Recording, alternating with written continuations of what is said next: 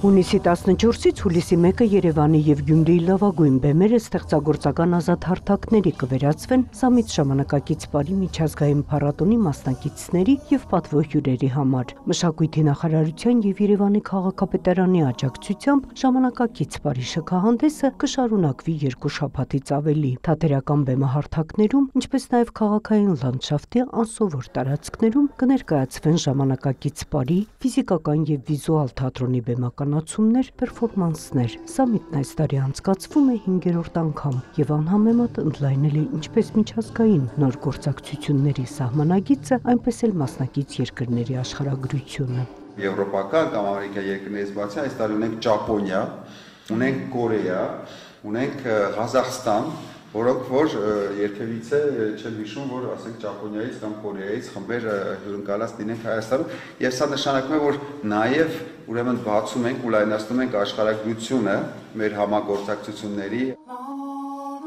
Փառատոնի նախապատրաստական աշխատանքները շարունակվել են գրեթե կես տարի և արդյունքը գոհացնում է կազմակերպիչներին։ Սամիթի ծրագրում Ֆրանսիայի դեսպանության և Ֆրանսիական ինստիտուտի աջակցությամբ կանցկացվի Parler Français հայ-ֆրանսիական նոր նախագիծը։ Փառատոնային հատուկ ծրագրով գերմանացի աշխարհահռչակ բեմադրիչ Մարկո Գյոկեի բեմադրած մենապարով կներկայանա Հանովերի թատրոնի մենապարուհի Լիլիթ Հակոբյանը, որի անգթություն ներկայացումը կցուցադրի Սանկտ Պետերբուրգի Կանոն Դանս պարային ընկերությունը։ Փառատոնի ընթացքում կցուցադրվի նաև ճապոնացի հայտնի պարուսույց Բուտո պարի ներկայացուցիչ Կացուրականի վարպետաց դասերի արդյունքում ստեղծվելիք ներկայացումը։ Սամիթի կազմակերպիչները հատկապես գնահատում են հայկական փառատոնի կարևոր առանձնահատկությունը՝ պարարվեստում նրբորեն պահպանել ավանդականի և ժամանակակիցի սահմանագիծը։ Մեր հրավիրած ժամանակակից պարի բեմադրողները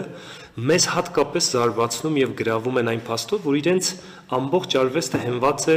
շատ խորքային, ավանդական և ազգային արժեքների վրա և ավանդույթների, և Կացուրականը, ճապոնացի շատ հայտնի պարուսույց և Բուտո թատրոնի ամենատարեց ներկայացուցիչ, ով արդեն Երևանում է և իր աշխատարաններն է անցկացնում, վառ վկայությունն է նրա, թե ինչպես է ինքը ժամանակին վերլուծելով ամբողջ, այսպես ասած,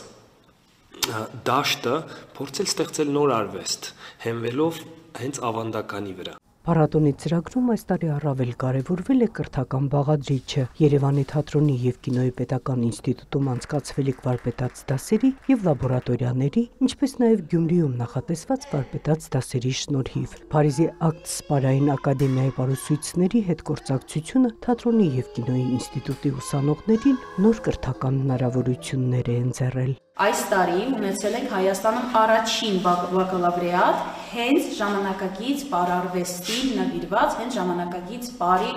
մասնագիտությամբ, եւ մեր ավարտողները կստանան ոչ թե մի դիպլոմ, այլ 2 հատ։ Իրանք կստանան մի հատ դիպլոմ Թատերական ինստիտուտի որպես պարարվեստի ռեժիսորներ, նաեւ կստանան, կոպիտ ասած, պեչատ հաստատում Եվրոպայից։ Ակցը Ֆրանսիայի լավագույն պարային դպրոցներից է։ Ես դա ասում եմ հենց ֆրանսիացիների մեր այլ գործընկերներ, երբ լսում են ակցի մասին ու ասում են, իրենք շատ, հատկապես նրանք, ովքեր խորեոգրաֆիայի հետ կապ ունեն, ու իրենք ասում են շատ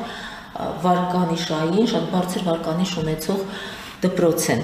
Արդեն ավանդաբար փառատոնի մեկ օրը լիովին կնվիրվի Armenian Showcase ծրագրին, իսկ տարվա նորույթներից մեկը Summit for Kids ծրագիրն է, որով էլ կեզրափակվի այս տարվա փառատոնը։ Նոնե Ալեքսանյան, լուրեր։